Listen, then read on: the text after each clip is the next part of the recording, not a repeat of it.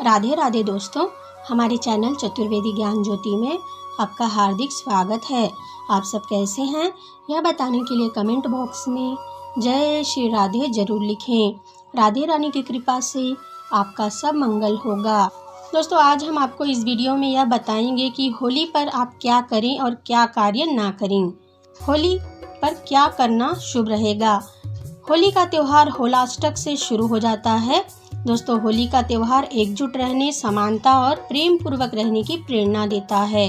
होली के दिन दुश्मन भी दुश्मनी को भूलकर मिल जाते हैं। दोस्तों, इस त्यौहार के धार्मिक व पौराणिक महत्व भी है। इस त्यौहार के बारे में एक कथा है कि जिसके अनुसार प्राचीन समय में राजा हिरण्यकश्यप का एक पुत्र था जिसका नाम प्रहलाद था। प्रहलाद जी भगवान विष्णु के परम भक्त थे। हिरण्यकश्यप राजा ने अपने को भगवान घोषित कर दिया था। राज्य के सभी लोग उन्हें भगवान की तरह पूजते थे। हिरण्यकश्यप को भगवान बिल्कुल भी पसंद नहीं थे और पुत्र प्रहलाद प्रभु भक्ति में लीन रहता था। प्रहलाद की भगवान की भक्ति को भंग करने के लिए राजा हिरण्यकश्यप ने तरह तरह के प्रयास किए, परंतु हर बार असफल हो जाते थे। इसके पश्चात राजा अपने बहन होलिका के साथ मिलकर पुत्र प्रहलाद को पूर्णिमा के दिन अग्नि में जलाने का प्रयास किया, लेकिन हिरण्यकश्यप की बहन होलिका तो जल गई। भगवान विष्णु भक्त प्रहलाद बच गए। इसलिए फागुन मास की पूर्णिमा के दिन होलिका दहन किया जाता है।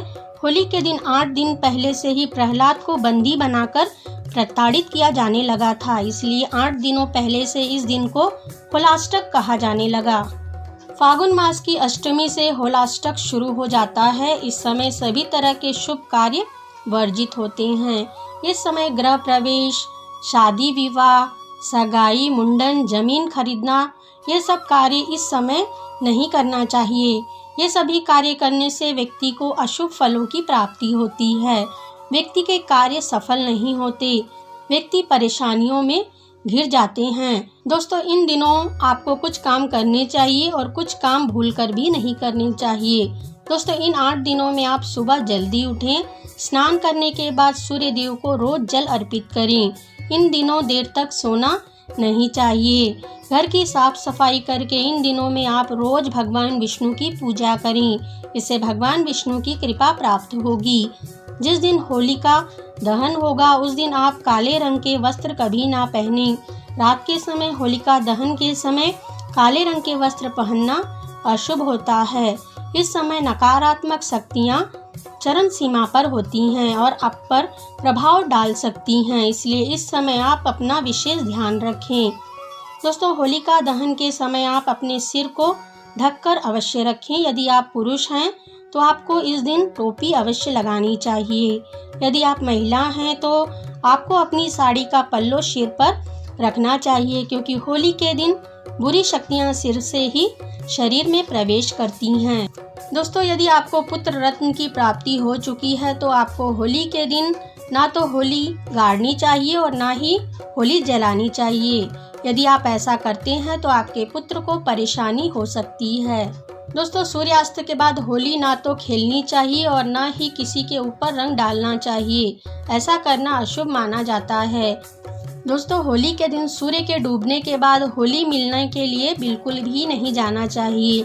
शास्त्रों के अनुसार ऐसा करना अशुभ माना जाता है। ऐसा करने से दोनों ही व्यक्ति के ऊपर भारी संकट के आने की संभावना होती है। किसी भी नवविवाहिता लड़की को होली जलते हुए नहीं देखना चाहिए और इसके साथ ही सास और बहू को भी एक साथ होलिका दहन नहीं देखना चाहिए। शास्त्रों के अनुसार ऐसा करने से नवविवाहिता के जीवन में कई प्रकार की परेशानियों का सामना करना पड़ सकता है। दोस्तों, इन दिनों में किसी भी प्रकार का कोई शुभ और मांगलिक कार्य बिल्कुल भी नहीं करना चाहिए, क्योंकि शास्त्रों के अनुसार यह सभी कार्य इन 8 दिनों में करना वर्जित माने गए हैं।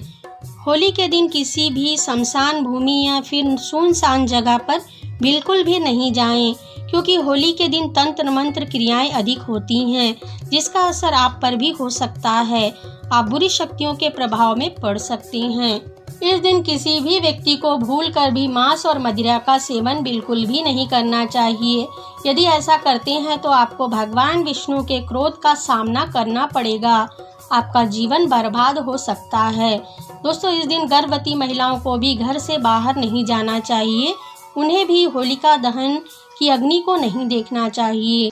दोस्तों होलिका दहन के दिन आप किसी का दिया सफ़ेद रंग का पकवान, मिठाई आदि ना खाएं। हो सकता है कि कोई उसमें भंग आदि मिलाकर भी आपको खिला दे।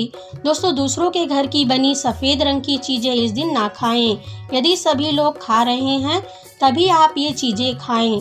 इस दिन लोग वशीकरण आदि करते हैं, इसलिए आप इस दिन इन चीज़ों का ध्यान रखें। दोस्तों इस दिन रात्रि को घर के आंगन में या बालकनी में भी कपड़े ना सुखाएं, क्योंकि कपड़ों से भी नकारात्मक ऊर्जा व्यक्ति के शरीर में प्रवेश करती है। इसलिए इस रात्रि में कपड़े भी बाहर ना सुखाएं। दोस्तों हो सके तो होलाष्टक के 8 दिनों में पैसों का लेन देन भी ना करें, ना किसी को पैसे दें और ना किसी से लें। दोस्तों इन दिनों में बच्चों का, बड़ों का सम्मान करें, सभी के प्रति प्रेम पूर्वक भाव रखें, लड़ाई झगड़ा ना करें। दोस्तों होलिका जलने के बाद होली की राख को घर में जरूर लाएं, यह बहुत ही शुभ रहता है। इससे घर से नकारात्मक ऊर्जा घर से दूर हो जाती है। होलिका की राख को अपने माथे पर लगाएं, चंदन लगाएं, पुरुष इसका चंदन लगाएं, तिलक करें और महिलाएं इसे कंठ पर लगाएं। इससे उन्हें कार्यों में सिद्धि मिलती है। वे जो भी कार्य करने के लिए जाते हैं वह पूर्ण होता है। होली की राख के उपाय हमने अपने पिछले वीडियो में बताया है, नीचे डिस्क्रिप्शन में लिंक दिया है, लिंक पर क्लिक करके आप वीडियो देख सकते हैं। दोस्तों होली पर आप मिलजुल कर रंग खेलें, सेहत का ध्यान रखते हुए होली खेलें। दोस्तों कोरोना का समय चल रहा है, इसलिए सोशल डिस्टेंस के साथ होली खेलें। दोस्तों इन सभी बातों का ध्यान रखते हुए आप सभी होली खेलें। आप सभी को हमारी तरफ से हैप्पी होली। दोस्तों आपको हमारा वीडियो कैसा लगा हमें कमेंट में लिखकर बताएं। वीडियो अच्छा लगा हो तो इसे लाइक और शेयर करें। हमसे जुड़े रहने के लिए हमारे चैनल को सब्सक्राइब करके रखें।